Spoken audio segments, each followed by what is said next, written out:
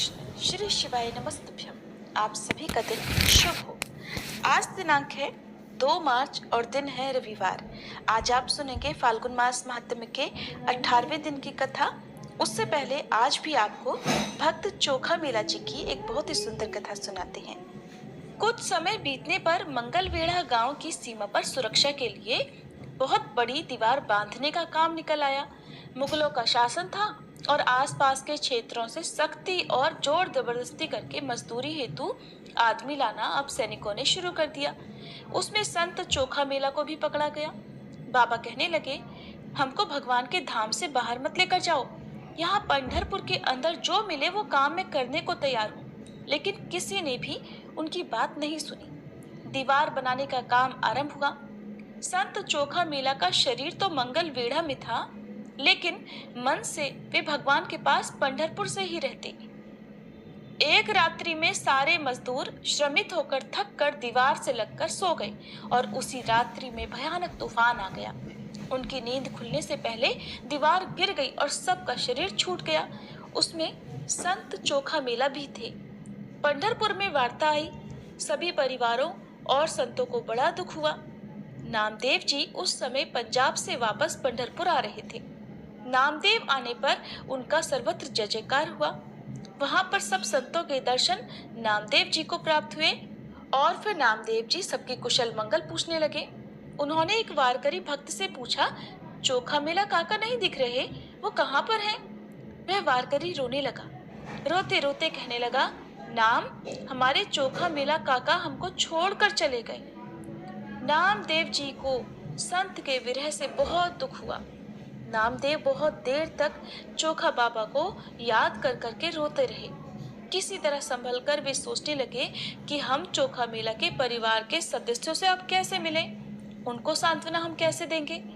नामदेव सीधे विट्ठल मंदिर गए और उन्होंने प्रभु से कहा, कुशल मंगल पूछूं या फिर चोखा मेला के विषय में कहूं? उनके जैसे संत तो कहीं नहीं मिलते। प्रभु, आप केवल देखते रह गए और बाबा तो आपके परम भक्त थे। आपने उनको अपने पास बुला लिया, पर हमारा क्या? भगवान भी मौन होकर रो रहे थे।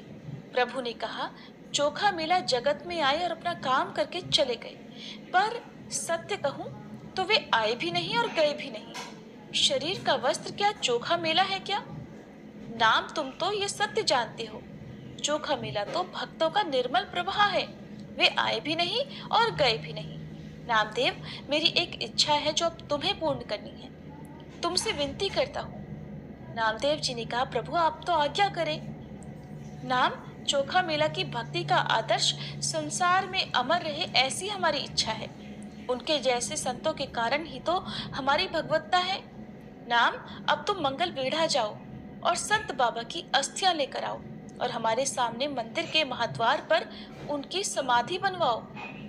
नामदेव जी ने भक्त वत्सल भगवान की स्तुति की और कहा, प्रभु, वहां पर बहुत से लोग दीवार के नीचे दबकर मृत्यु को प्राप्त हुए। अब उनमें भला चोखा मेला की अस्थियों को कैसे पहचाने? भगवान ने कहा, नामा, अब तुमको हम ये भी बताएं क्या? नामदेव ने अपना मस्तक प्रभु के चरणों में रखा। भगवान के 2 अश्रु की बूंदें नामदेव के मस्तक पर गिरी। नामदेव अब मंगलवेढ़ा आ गए। सर्वत्र बिखरे मांस और हड्डियों में बाबा की हड्डियां ढूंढने लगे। चोखा मेला की अस्थि हाथ में आते ही उनसे दिव्य सुगंध प्रकट हो जाती और विट्ठल नाम सुनाई पड़ता। हड्डियों जैसी निर्जीव वस्तु, मलमूत्र मांस से भरे शरीर में भी दिव्य सुगंध और हरि नाम प्रकट करना, ये तो संतों की भक्ति का प्रताप ही है। अस्थियां लेकर नामदेव जी अब पंढरपुर में आए और मंदिर प्रमुख के पास जाकर भगवान की आज्ञा सुनाई।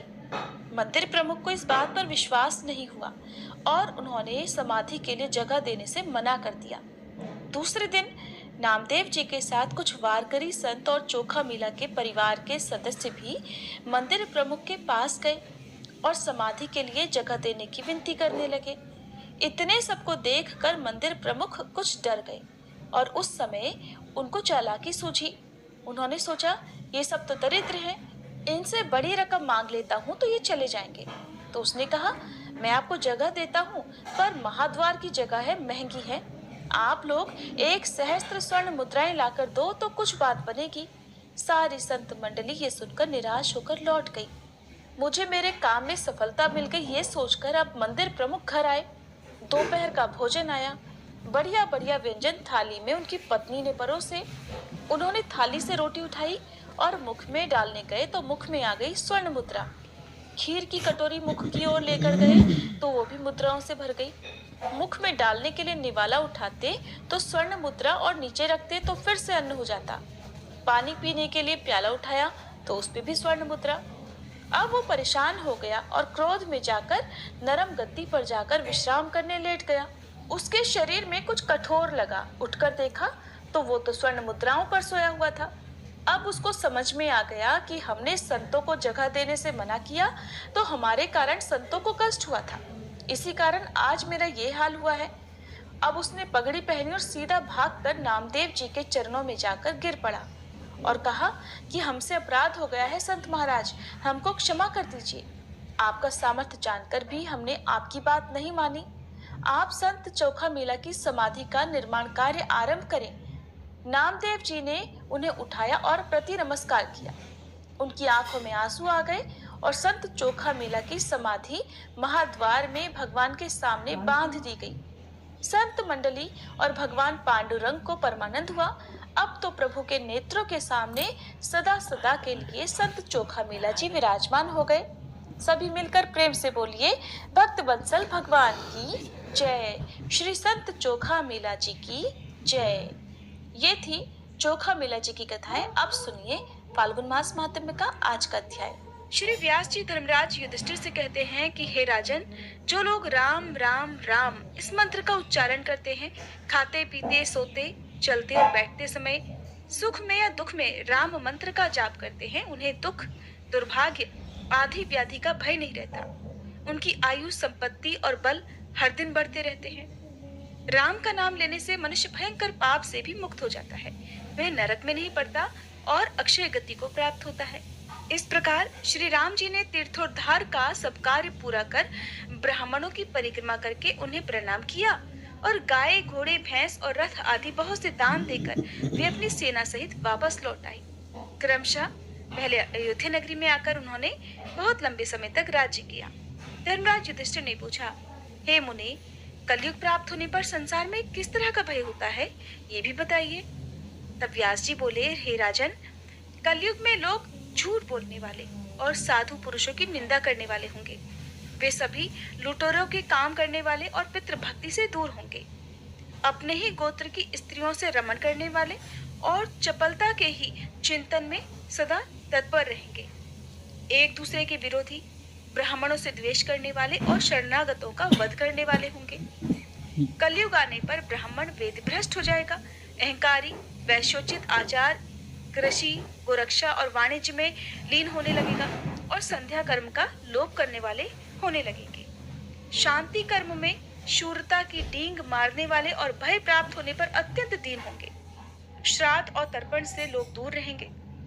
असुरों के समान आचरण वाले तथा विष्णु भक्ति से रहित होंगे।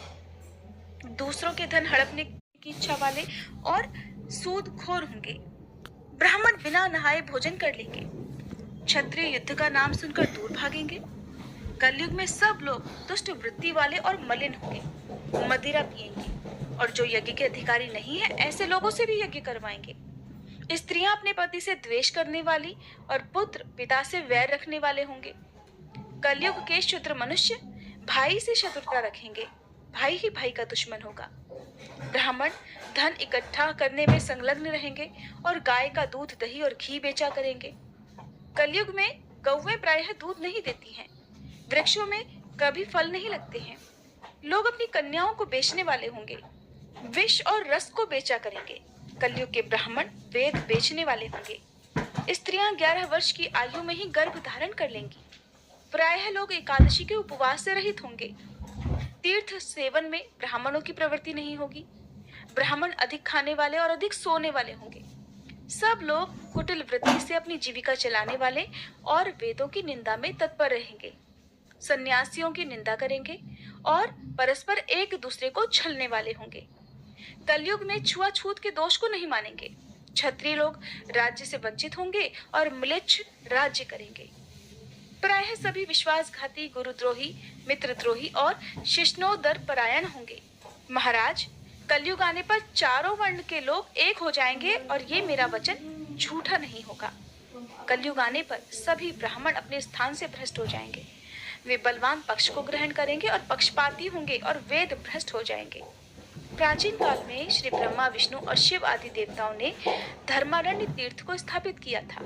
सतयुग में इस तीर्थ का नाम धर्मारण्य, त्रेता में सत्य मंदिर, द्वापर में वेद भवन और कलयुग में मोहेरक हुआ।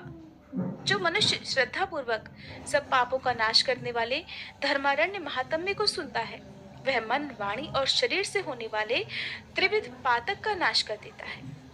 एक बार इसके सुनने या फिर कीर्तन करने से सब पापों का नाश हो जाता है।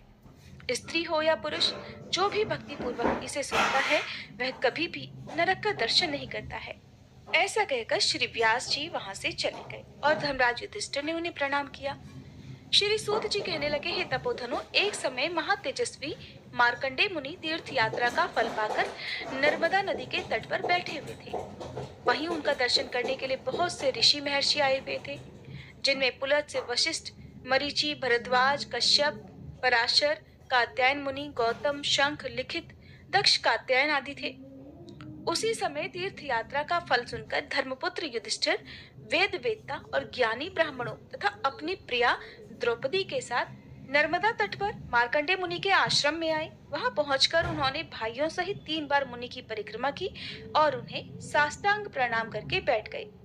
राजा को बैठा देख महामुनि मार्कंडे बोले, राजन, भाइयों और ब्राह्मणों के साथ कुशल से तो हो ना? तब युधिष्ठिर ने हंसकर कहा, मुने, आज आपके चरणार बिंदों का दर्शन पाकर मैं तो धन्य धन्य हो गया। मेरे अंतःकरण का मल नष्ट हो गया।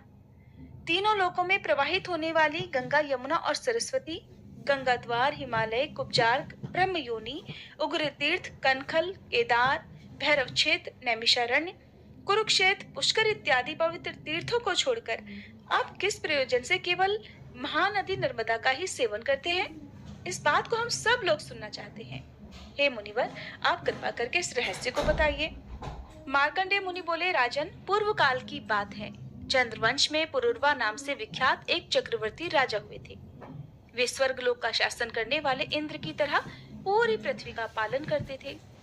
एक समय राजसभा में उन राजा ने बड़े बूढ़े ब्राह्मणों से पूछा कि हे ब्राह्मण देवताओं, पाप मोहित मनुष्य किस उपाय से यज्ञ आदि कर्मों के बिना ही स्वर्गलोक को प्राप्त हुए हैं और हो सकते हैं, ये बता दीजिए। तब ब्राह्मण कहने लगे कि महाराज, नर्मदा नदी संपूर्ण लोगों को पवित्र कर। Welcome to a brand new season of the Rockford Circle. I'm Chitrangada Singh, and in this season we are diving into journey of 6 visionary founders who are changing the game in business. Get ready for an exciting journey packed with bold moves, big ideas, and inspiration that will challenge the way you think. Only on the Rockford Circle. Don't sell the product. You are not selling a product. You are selling a story. यार बाहर ना टपरी पे 10 रुपए की चाय मिलती है, 15 रुपए में ना मैं तुझसे पी लूंगा। करने वाली हैं। वे संपूर्ण विश्व का पाप हरण करने में समर्थ हैं। उन्हें स्वर्गलोक से आप इस पृथ्वी पर उतारें। अपने मन को वश में रखने वाले उन ब्राह्मणों का ये वचन सुनकर राजा पुरुरवा ने कंद, मूल, फल, शाक और जल का आहार करके निर्मल अंतःकरण से महादेव जी की आराधना प्रारंभ कर दी। तब एक दिन महादेव जी ने प्रसन्न होकर कहा कि बेटा वर मांगो, मैं तुम्हें तुम्हारी इच्छा के अनुसार वस्तु प्रदान करूंगा। तब पुरुरवा बोले कि महादेव, आप तो समस्त लोगों के हित के लिए बस नर्मदा नदी को पृथ्वी पर उतार दीजिए। आज लाख योजन का विशाल जम्बूद्वीप निराधार हो रहा है। न तो देवता तृप्त होते हैं, न पितर, और न मनुष्यों की ही तृप्ति हो रही है। सुनकर महादेव जी कहने लगे कि राजन, तुम तो बड़ी दुर्लभ वस्तु की याचना कर बैठे हो। ऐसा वर तो देवताओं के लिए भी दुर्लभ है। नर्मदा नदी को छोड़कर दूसरा जो कुछ भी वर मांगो मैं अवश्य दूंगा। पुरुरवा बोले, महादेव, मैं तो अब प्राण जाने पर भी दूसरा वर नहीं मांगूंगा। अगर आप मुझे दे सकते हैं तो बस मेरी यही इच्छा पूर्ण कर दीजिए। राजा का ये निश्चय जानकर तथा उग्र तपस्या द्वारा उनके किए हुए साधन को देखकर महादेव जी ने नर्मदा को आज्ञा दी कि हे सुरेश्वरी, तुम पृथ्वी पर उतरो और पुरुरवा की तपस्या के फल से मृत्यु लोक के हित का साधन करो। नर्मदा ने कहा, महेश्वर, मैं बिना किसी आधार के स्वर्गलोक से पृथ्वी पर कैसे जाऊंगी? तब नर्मदा की बात सुनकर देवाधिदेव महादेव जी ने 8 पर्वतों को बुलाया और उन सब से पूछा कि तुम में से नर्मदा नदी को धारण करने में कौन समर्थ है। तब विंध्यागिरी पर्वत ने कहा, हे सुरेश्वर, आपकी कृपा से मेरा पुत्र नर्मदा को धारण करने में समर्थ है, उसका नाम पर्यंक है। जिसके बाद महादेव जी की आज्ञा मिलने पर पर्यंक ने कहा, हे महेश्वर, आपकी कृपा से मैं नर्मदा नदी को धारण करूंगा। फिर नर्मदा देवी पर्यंक गिरी के शिखर पर स्थित होकर उतरी। एक तो पूरी पृथ्वी पर पहले से अकाल था, अब नर्मदा नदी की अपार जल राशि जो बहुत तीव्रता के साथ पृथ्वी पर भ्रमण कर रही थी, उससे भयंकर प्रलय वहां पर मच गई। तब संपूर्ण देवताओं ने मेकल कन्या नर्मदा की स्तुति की और कहा, हे कल्याणी, तुम अपनी मर्यादा को धारण करो, किसी नियत सीमा में स्थित रहो और इस प्रकार विश्व के लिए हितकारिणी बनो, प्रलय मत मचाओ। देवताओं के इस प्रकार प्रार्थना करने पर महादेव जी की आज्ञा से नर्मदा देवी ने फिर से अपने रूप को संकुचित कर लिया। अब वे बिना कहीं कुछ भी नुकसान पहुंचाए आराम से बहने लगी। उस समय नर्मदा जी ने पुरुरवा से कहा, वत्स, तुम अपने हाथ से मेरे जल का स्पर्श करो। उनकी आज्ञा पाकर पुरुरवा ने उनके जल का स्पर्श और आचमन करके पितरों का तिल और नर्मदा जल से तर्पण किया। उस जल से तर्पण करने पर राजा के समस्त पितर उस परम पद को प्राप्त हो गए जो देवताओं के लिए भी दुर्लभ है। समस्त चराचर जगत सब ओर से पवित्र हो गया। वे देश, पर्वत, गांव और आश्रम भी पवित्र हैं जहां नर्मदा जी विद्यमान है। सरस्वती जी का जल 3 दिन में पवित्र करता है। यमुना जल 7 दिन में पवित्र बनाता है। गंगा जल स्नान करने पर तुरंत ही पवित्र करता है, परंतु नर्मदा नदी दर्शन मात्र से ही मनुष्यों को पवित्र कर देती है। नर्मदा के संगम में जहाँ कहीं भी स्नान, दान, जप, होम, वेद पाठ, पितृ पूजन, देव आराधना, मंत्रोपदेश, संन्यास और देह त्याग आदि जो कुछ भी किया जाता है, उसके फल का कहीं कोई भी अंत नहीं है।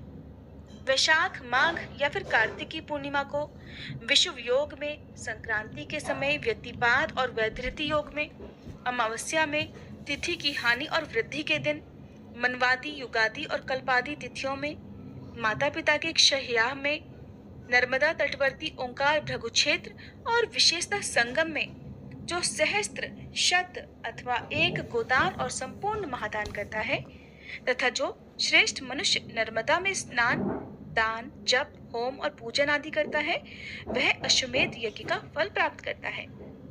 हे युधिष्ठिर, मनुष्य नर्मदा में जहाँ जहाँ स्नान करता है, वहीं वहीं उसे अश्वमेध यज्ञ का फल प्राप्त हो जाता है।